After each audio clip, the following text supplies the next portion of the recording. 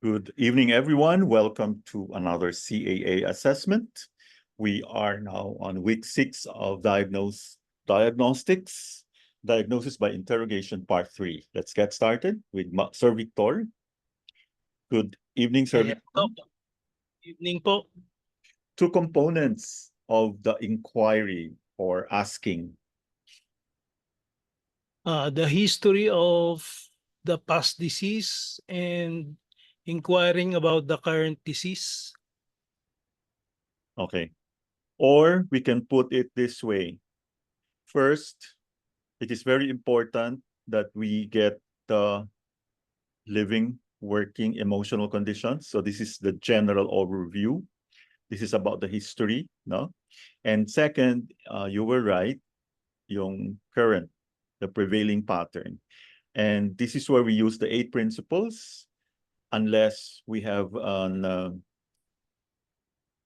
external pathogenic factor present. Okay. What is the most important part of the questioning?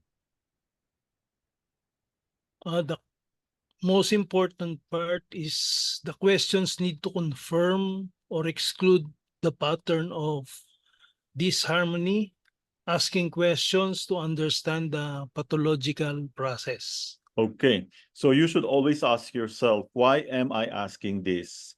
Because we will have to follow the path, the trail. We look for patterns of disharmony. Actually, the questions that you will ask will be based on your working diagnosis, no? And then you try to prove or disprove your hypothesis. Procedure for interrogation. What are the 4 steps in order?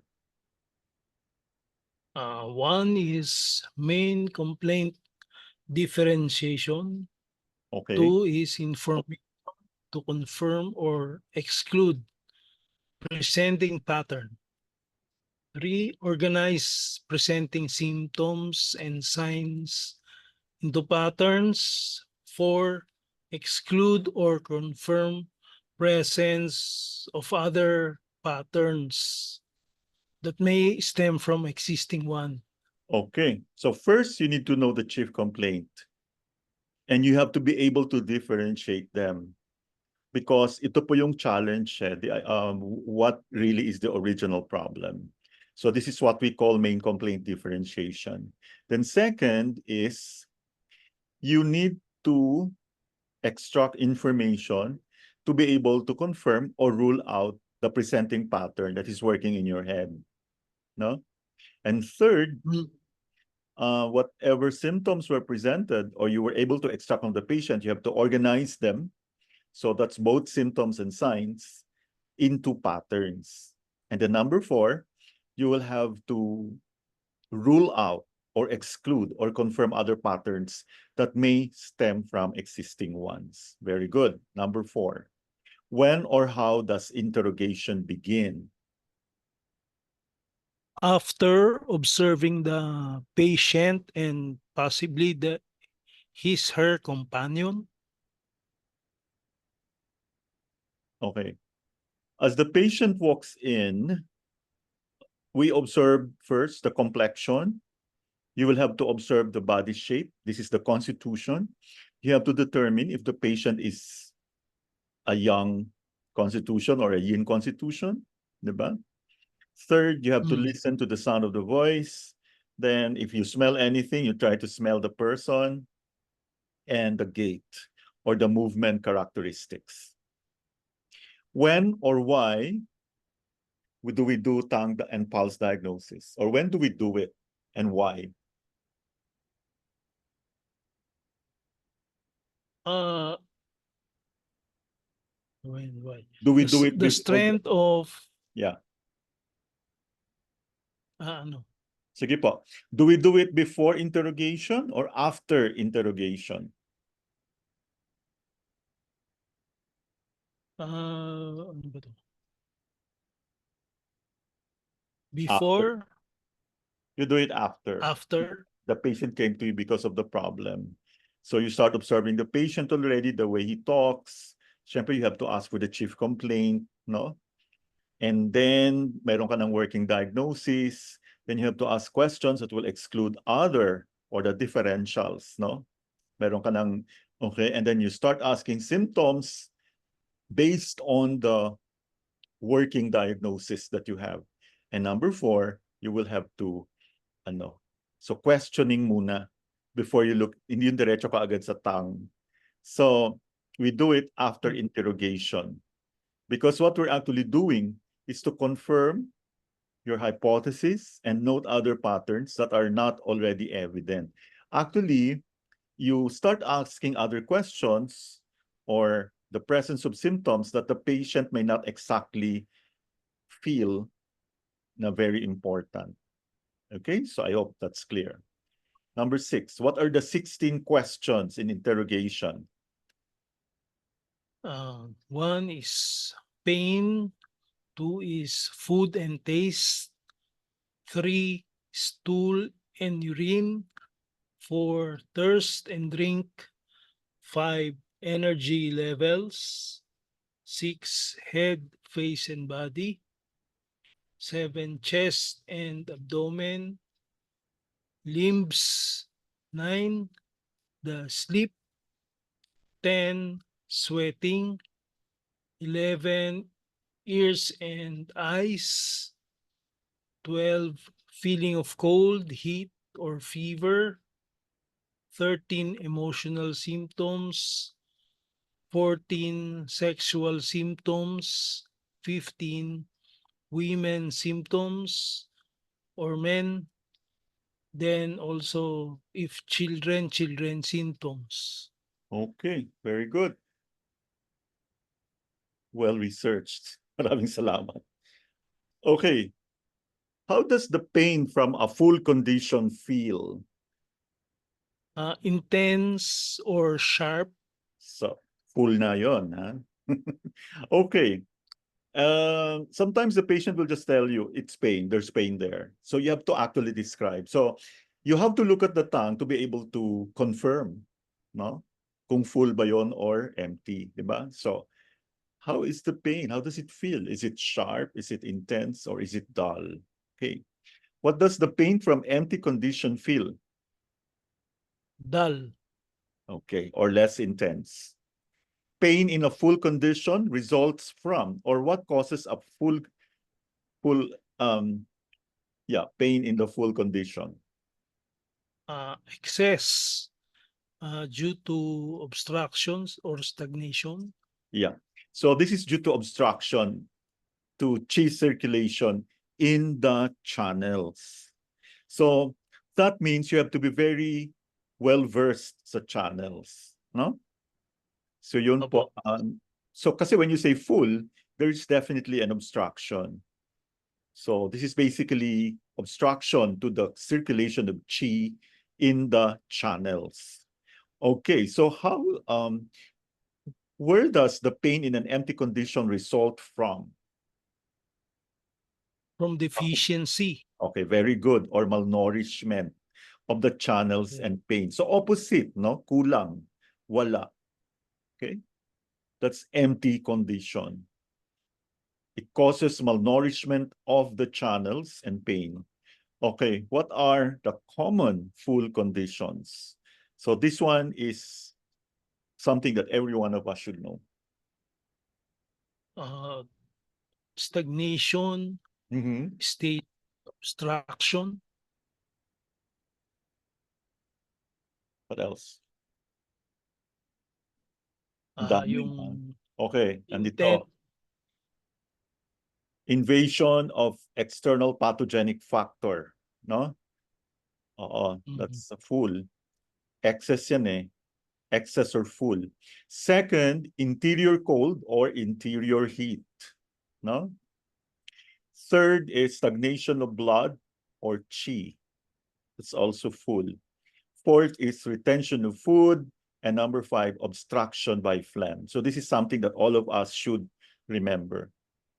Siyempre, the next question would be, what are the common empty conditions? Deficiency of chi or blood, consumption of body fluids from yin deficiency. Very good. Okay. Ito naman, I don't know if you were able to get this. Alam ko this is so malabo, no? Okay. Cause and effect ito, no? So, cause is chi stagnation. So, what will be the effect? Mental and emotional disturbances, dietary irregularities, contraction of external evils, external injuries, chi deficiency. Okay. When you say, anong impact ng chi stagnation? So, the effect would be on the channels, no? So, Mm, we all know na number one dyan is liver. Diba? Star na star si liver chi stagnation. However, meron din tayong tinatawag na chi stagnation of the stomach, the small intestine, large intestine. So it's very easy, no? Liver first, then stomach, small intestine, large intestine. So with chi stagnation, there is distension. Actually, ito yung key symptom. Distension or bloatedness or bloating more than the pain. In fact, in chi stagnation, the type of pain that you will have to extract is distending pain. There is no fixed location. There is coming and going. Ibig sabihin, yun, come and goes. Okay. Next is mhm. blood stasis. So first you have to mention the possible channels that or organs that are affected. Siyempre, when you talk about, di ba, what did we mention? First, sa if there is chi stagnation, obviously, pag hindi mo siya tinreat, it will progress or it will advance to blood stagnation. Because obviously, pag hindi tumatakbo si chi, wala ring blood, right? So the blood stagnates. So, ando na tayo kanina. What did we mention about the four organs? We have the liver, the stomach, the small intestine, and the large intestine. So you have to also mention those four. But there are two others. And what are they po? Yung sa Kaya mo yan? liver. I'll give it. Nabanggit na ba yung liver? Oo, nabanggit na. Una-una yon, di ba? Can you all get it? So, in chi stagnation, we have liver, stomach, SI, and LI. Obviously, pag may blood stasis, which is a deterioration of the chi stagnation, you will obviously have liver, again, stomach blood stasis, small intestine blood stasis, large intestine blood stasis. So with the addition of heart blood stasis, no? Yung lang, Doc. And also the uterus. Uterus. Okay. Okay. So the pain here is severe and boring pain, stabbing pain, and it is fixed. So I'm sure you've heard about heart blood stasis, no? Mm. Extreme. Ewan ko lang, sana hindi tayo makaramdam yan. Yeah. Yun yata Oo. yung angina, Doc, no? Yan na, oo. No, worse than that. Worse than that. Mas worse. Angina narirelieve pa, but no, this is something na talagang kailangan mo nang magpatingin. Or kahit Yung mga angina, myoma, Doc. yung Mga myoma, myoma, Doc. yeah, Ganyan din. myoma or Ah, uterine leiomyosarcoma. So this is blood stasis. Of course, kahit ano pa yan, kahit phlegm lang yan, ang impact nun kasi is pag, blood stasis, no? And we all know how impactful phlegm is. Yeah, myoma, yes. Okay. Diba? Usually myoma, fixed ang location yan. And I'm sure, Dr. Janine, I'm sure you received the... I was doing a lot of reading. Sabi ko, I had to do it now because I might forget to send it to you. You might notice I have sent it at 1 a.m. So since I have a busy week next week, I had to prepare a lot. So I came across it and I hope it helps. Okay. Next, servitor. cold. So ano Yes. po ang effect nito? And so what are the organs that are affected? Una-una dyan, nandyan na yun si myoma, the uterus, because women these days, they seldom, of course, aside from it's too luxurious, wala nang nagba-bathtub na warm bath. Puro na malamig.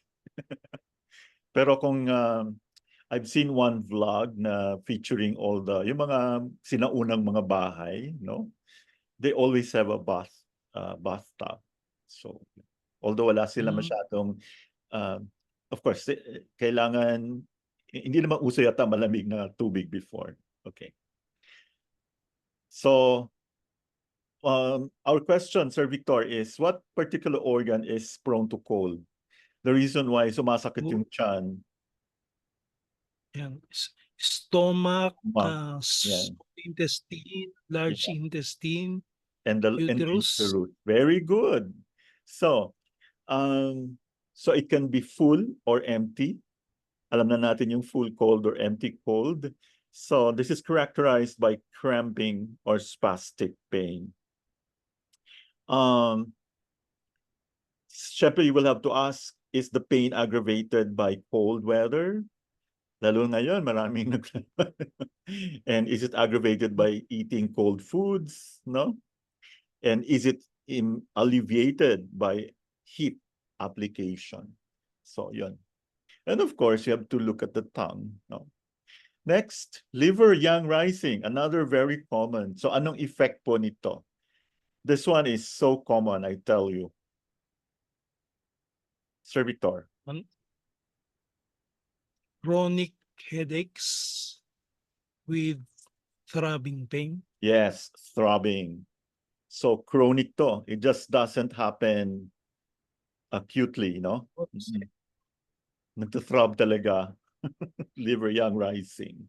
Actually yan. Okay. Damp heat. Ano po ang characteristic ng pain? Burning pain with feeling of heaviness. Very good. Yes. External wind, which is also very common now, especially kung nag-grocery ka tapos naabutan ka ng ulan, hindi mo pa nailagay yung mga pinambili mo. And you forgot your payong. Yung, occipital Yeah. headaches and stiffness. Yes. Okay. External wind. What about external dampness? This is also very common. I had one patient who has a beautiful house sa beach. Ito liat parati ang complaint niya. Nakatira na siya halos beachfront. So ano po? Basa eh. Pain in the joints or epigastrium. Very good. Okay. Retention of food. Intense pain with feeling of fullness. Yeah, but usually people would just take Maalox, no? Or whatever. Kakain ulit. So next, phlegm. Phlegm, not usually pain except in joints. Okay, may feeling of heaviness lang. Iba yung feeling mo, parang ayaw mo lumakad, no? So in bony P or bony painful obstruction syndrome, may pain siya. Okay, what are the 6 stages po? And the channel. Ito. Taiyang is greater yang, urinary bladder and small intestine. Very good, yes. Yang Ming, stomach and large intestine. Great. Xiaoyang, gallbladder and sanjiao. Okay. Taiyin, lung and spleen. Yes. Xiao, Taiyin is kidney greater yin, no? great. Taiyin, lung and spleen. Okay. Xiaoyin, kidney and heart. Yes. And finally, Jueyin, liver and pericardium. great. Wow. Ang galing. Okay, ano naman yung 4 levels? 4 levels are Wei Qi, Mhm. And Qi, yes. Ying Qi, and Shui. Okay, great. Aversion to cold is present in exterior invasions of what? Cold or wind. Okay. Both wind cold and wind heat. May aversion to cold. So kahit may wind heat, kahit wind heat yan, meron pa ring aversion to cold. In invasions of wind cold, fever may be present simultaneously with the aversion to cold. What is the pattern? Exterior deficiency. Okay. The pattern, great Taiyang. The pattern of greater yang, Taiyang pattern. Next. If fever is Fever. predominant and there is only slight aversion to cold, this indicates, I think this is pretty obvious. Body's defensive Wei Qi is battling. Okay. What is the pattern po? Fever, Yung you only have two options. Wind heat exterior invasion or wind cold exterior invasion. The fever is predominant. And also you need to know saang level po ito sa 4 levels. teka. Exterior deficiency. Okay. Tapos, This is exterior invasion of wind heat, and this is the Wei level, no? Defensive Qi level.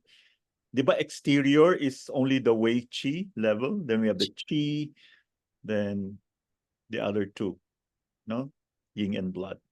Next, fever without aversion to cold indicates, this time hindi na siya magkukumot.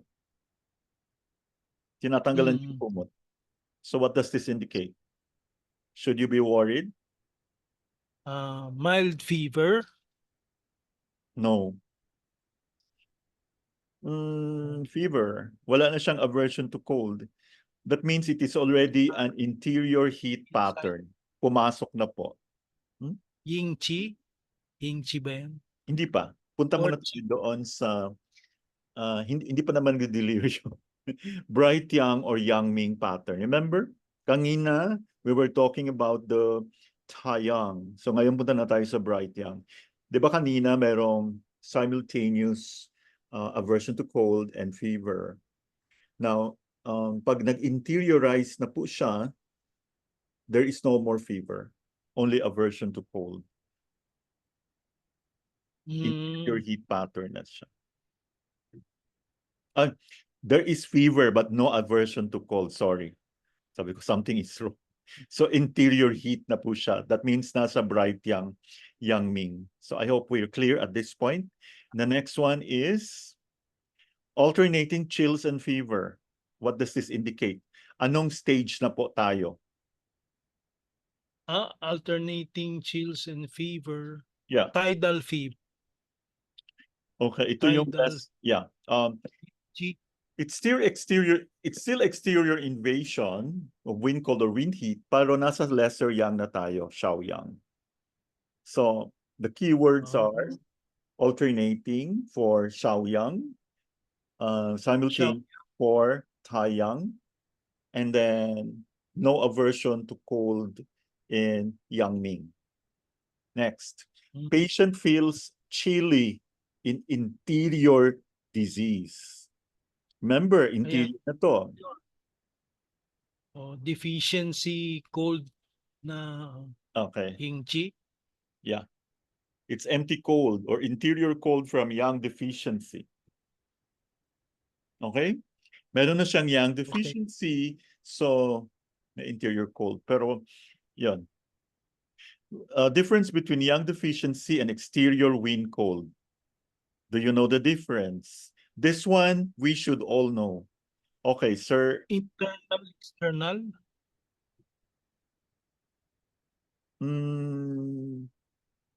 It's like this. Pag yang deficiency, the cold is alleviated by wearing thick clothes or covering oneself. If it is wind cold, this is external. Covering does not help. Are we clear? So, pag yang deficiency, all you have to do is just wear thick clothes. You cover yourself. That's interior. Pero in wind cold, that's external. Covering does not help. Mm.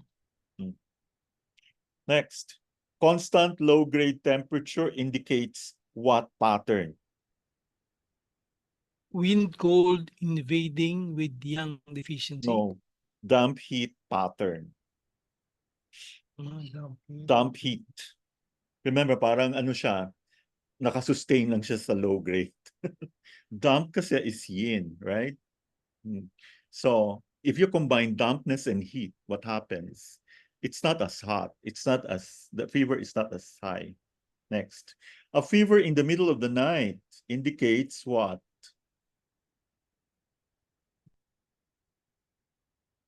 Yin deficiency. Okay. Ah. Yeah. Sa adults, that's yin deficiency. Sa children, retention of food. So if you Retention have a child, tapos nagka-fever in the middle of the night, kasi usually pinapakain ng mga iba, puro ano, dami-dami pinapakain. May milk pa. Okay. Next, one must distinguish, or how do you distinguish sweating? Sweating. Where it occurs. Yes, the area The of the time of body, time of the day. What else? the nature of the sweat, Or the hot or quality cold, and the condition. Yes. Area of the saka body. Yeah. Okay, let's talk about sweat by area of the body. This one is so important. Okay? head imbalances in stomach and spleen. Okay. Or damp heat. Yes. Okay. What about oily sweat on the forehead? Oily sweat. Teka, saan ba yan? So, di ba, may collapse of the yang na yan. Oily sweat on the forehead. Dampness na yun, Dok. Nag-yang collapse na. Malapit. Oo, severe deficiency na. Yeah, only on the arms. There are people who sweat only on the arms. Okay, these are the answers. Only on the head, that's heat in the stomach or damp heat. Kasi it's not enough that you will just ask, ay nagsusweat. This time you have to know what area of the body. Okay? So we seldom find oily sweat on the forehead. Usually ito yung mga comatose, malapit na. Okay? Only on the arms and legs, stomach and spleen deficiency. You'll be surprised, may mga pasyenteng ganyan. Of course, the patient will not tell you na, they will just tell you nagsusweat. In fact, they will not even tell you that they're sweating. Okay, ito naman madali lang. They sweat only on the hands, no? That's lung qi deficiency. Or may nervyos lang. Then whole body, nagsusweat. That's lung qi deficiency. On the palms, soles, and chest, yin deficiency. Kidney. Remember the 5-pound heat, no? 5, kasi 2 palms, 2 soles, and the chest. That's yin deficiency. Yes. Next, sweating by time of day. What is the pattern pag nagsusweat ka at daytime? Pag daytime, yang or qi deficiency. Okay, very good. Pag night is Time. yin deficiency. Yes, in some cases, damp heat. Diba? Next, sweat by condition of illness. So, let's say severe illness. Severe yung illness. Do you have an answer? Heat in stomach or damp heat, sweating on head. Okay. Ganito. Profuse cold sweat during a severe illness is collapse of yang. Of course, severe yan. Okay. Pag oily sweat na, remember, hindi pa oily yung sweat. Pag oily na yung sweat sa forehead, like pearls, not flowing. I've seen that in,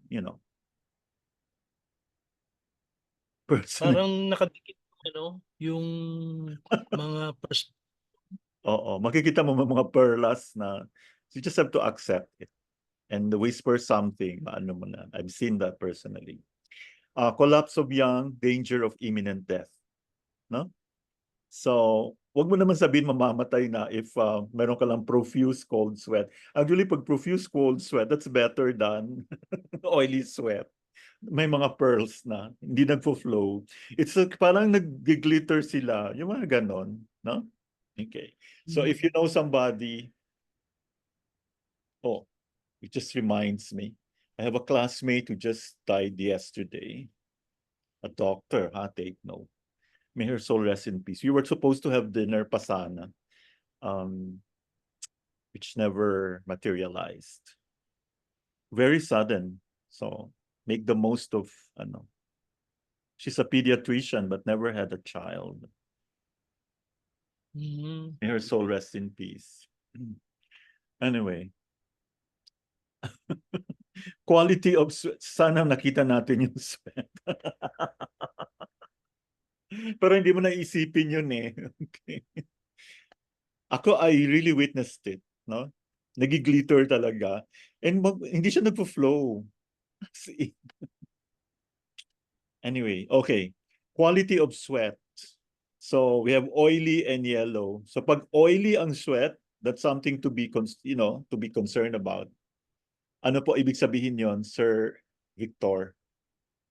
Severe yang deficiency. Yes. And yellow, Pag yellow, damp heat. very good. Okay. Anong pattern to? Headache of recent onset and short duration. Headache from exterior attack of wind cold. Okay. Headache, gradual onset. Exterior or interior? Interior. Very good. Headache during daytime. Yang or qi deficiency. Good. Headache in the evenings. Yin or blood deficiency. Galing. Headache, nape of the neck. Taiyang. Yeah. So ito na yung exterior, no? Greater yang. Okay, wind cold or from interior kidney deficiency. That's why, like, it's recommended that we wear a shawl, ba tawag doon? Here, especially when you travel, especially when you commute by bus. Make sure it's, Isang sobrang lamig. opo, i-cover dito. Yung pala yun. Diba? Kasi kung meron ka na ring interior kidney deficiency, mas prone ka sumakit yung leeg mo. Now you see, no? How it, mas madali kang dapuan ng sakit. Okay? But basically, it's exterior invasion of wind cold. Next. Headache on the forehead. Yang Ming. Very good. So stomach heat or blood deficiency.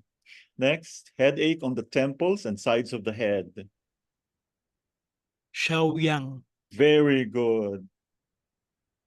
Or pwede ring interior liver and gallbladder fire rising. I had one patient, marati siya nagagalit, and every time I needle this area here, GB, yeah, basta GB yan. Gustong-gusto niya. Okay. Headache on the vertex. Jueyin. Yeah, usually from liver blood deficiency. No? So yung tanungin mo yung mga gising pa ng alas 3, 1, 3 a.m., they will always complain of, especially the young generation, they have vertex headache. Whole head, masakit. Liver yang rising or liver fire. It should be wind cold invasion. Okay. Okay. Heavy feeling na headache. Dampness or phlegm. Very good. Pain which is inside the head, hurting the brain. Kidney deficiency. Good. Okay, ito na yung ano mo kanina. Before you say it is that diagnosis, these are the key words, no? Distending, throbbing headache. What's this? Liver yang rising. Very good. Boring headache, like a nail in a small point. Wow. This is, okay, what's this? Blood stasis. Okay, up to 55 na tayo, ha? Tapos the next si Doc Janina. Yeah, blood stasis. Headache with aversion to wind or cold. Anong pattern po ito? Exterior pattern. Yeah, exterior invasion. Headache aggravated by cold is what pattern? Cold pattern. Headache aggravated by heat. Heat pattern. Great. Aggravated by fatigue, improved by rest. Qi deficiency. Okay. Basta pag G deficiency, may fatigue talaga yan. Okay? Everything is like pagod. G deficiency. Dizziness can be due to 4 factors. What are they? Internal wind, phlegm, blood deficiency, liver yang rising. And fire. Yes, very good. Okay, thank you so much. Sir Victor, are Salamat you din po. happy? Very good Yes job. po. Talagang Doing best lang po, Doc. of course. Next. Marami pa mali. Okay lang. We commit mistakes. We're not, okay. Dr. Janine, severe Yes, dizziness, Doc. everything seems to sway and the person loses the balance. What is the pattern? Internal wind, Doc. Very good. Slight dizziness, feeling of heaviness and muzziness of the head indicates what? Phlegm obstruction. Yes, very good. Because the clear yang doesn't ascend to the head. Okay. Because of the phlegm. Ganun ka Yeah, impactful. because of the phlegm. Slight dizziness aggravated when tired. So again, when tired or fatigue. When you're tired, it's Qi. Qi Yes, deficiency. Qi def. Next, sudden onset of dizziness points to what is this? Full or empty pattern? Full. Excess, Doc. Yes, or excess. Yes. Full. Gradual or excess. onset of dizziness. So that means if a person comes to you complaining of dizziness, you have to determine, did this just happen yesterday, recently, or has it been there like for some time? So this one is empty pattern, gradual onset. Yes. Pain in the whole body, sudden onset with chills and fever. Invasion of wind cold. Very good. Pain in the whole body with feeling of tiredness. That's the key word again. Tiredness. Qi and blood disharmony or deficiency, Doc. Yes. Deficiency. Pain in the whole body, women after childbirth, pain is dull. Qi deficient pa rin nakuha ko, Doc. Blood deficiency. Of course, you so can it's have Qi blood. deficiency as a result of the blood deficiency. Kasi di ba, pag medyo traumatic yung pain in the whole body, women after childbirth, pain is severe. Kidney deficient. Is it, Doc? Severe pain, blood blood stasis. stage. Pain in the arms and Okay. shoulders experienced only when walking. Wala ko nakuha dun, Doc. Liver Qi stagnation. Kuha nyo na. Pag naglalakad lang siya, may pain in the arms. That's liver Qi stagnation. Pain in all muscles with hot sensation of the flesh. I got damp heat accumulation. Yes, Tama or ba, Doc? stomach heat. Kasi ganito yan. When you talk about the flesh, it refers to the spleen, right? Pero pag masyado nang mainit, Yes. it, ano ba tawag dito? Umaabot na siya, it spills over sa stomach kasi stomach is young. So basically, pag may hot sensation na pain in all the muscles, stomach heat.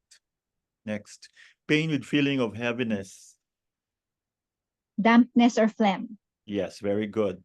Wandering pain from joint Basta to joint. heaviness, muscleness. Those are the Oh. keywords. Yes, very good. Wandering pain is the key word, joint to joint. B syndrome. Yes. Or wind, no? Yeah. Fixed, Wind. very painful.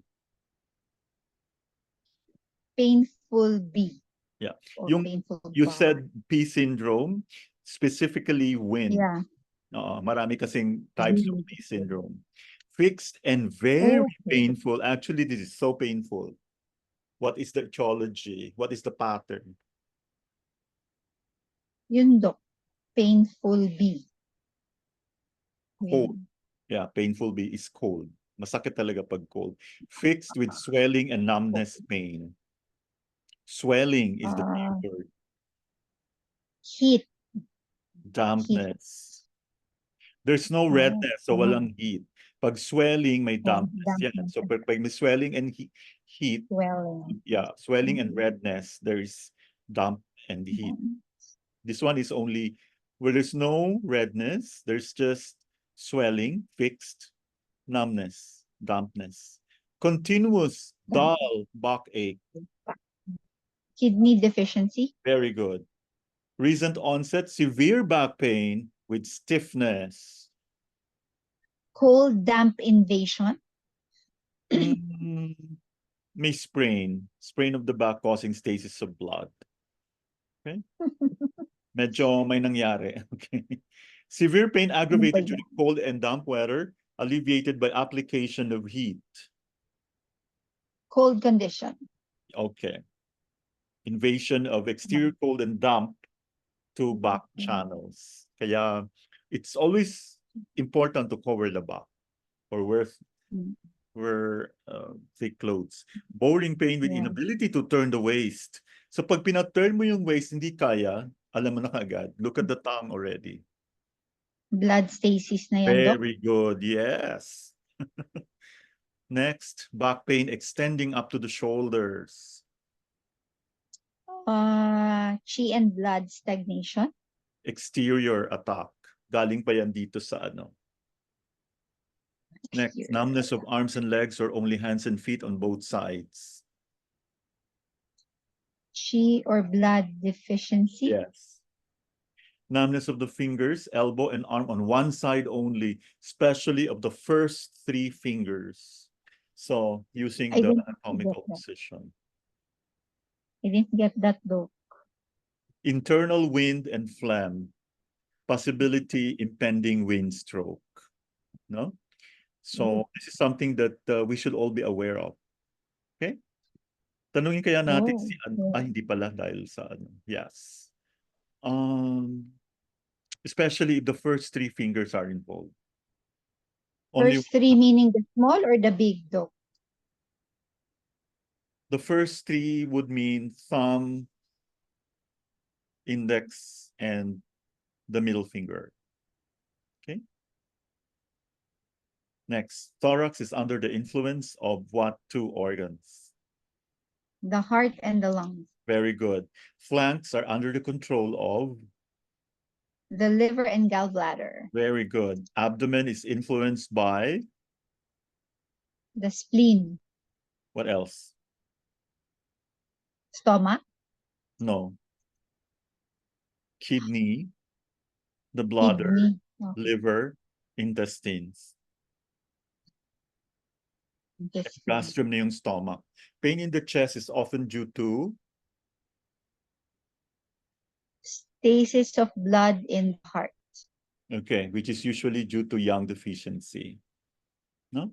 So it all starts as yang deficiency. Siyempre, pag may yang deficiency, hindi tumatakbo yung blood in the heart. Next, chest pain accompanied by cough with profuse yellow sputum. The yellow here is very characteristic. Heat. Yes. Diba, Doc? Lung heat. So, lung heat. Kasi may cough, no? Distension and stuffiness of the hypochondrium. Liver chi stagnation. Very good. If the pain is severe,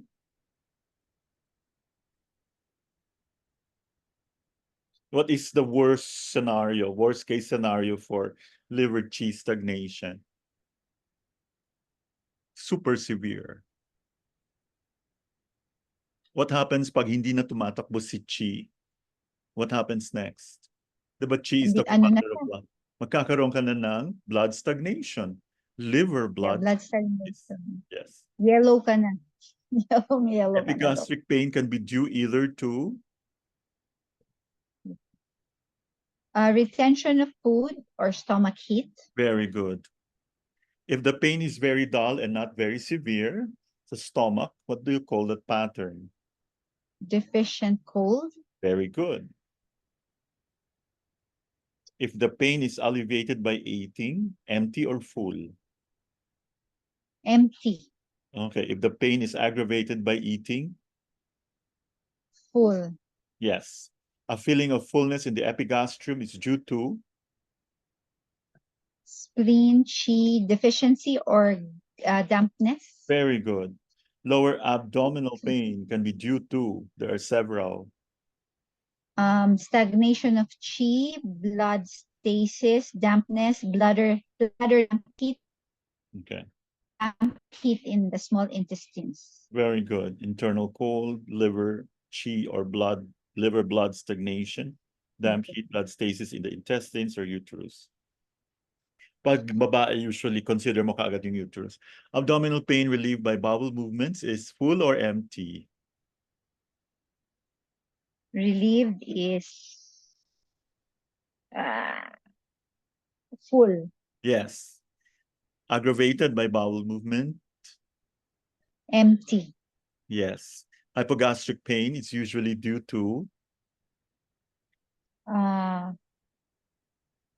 Damp heat in the bladder, doc. yes.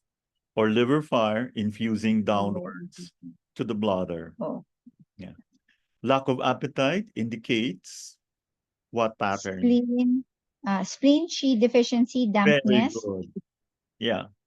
Wala mo ng dampness. Spleen chi deficiency lang. Wala na yung dampness. Being always hungry. Sumobra. Magastos. Well, being always hungry. Stomach heat or damp heat. Yes. Feeling of fullness and Nothing. distension after eating. Spleen, chi deficiency. No, retention of food. Retention. Fullness and distension. Preference for hot food indicates cold or hot pattern. Cold. Yes.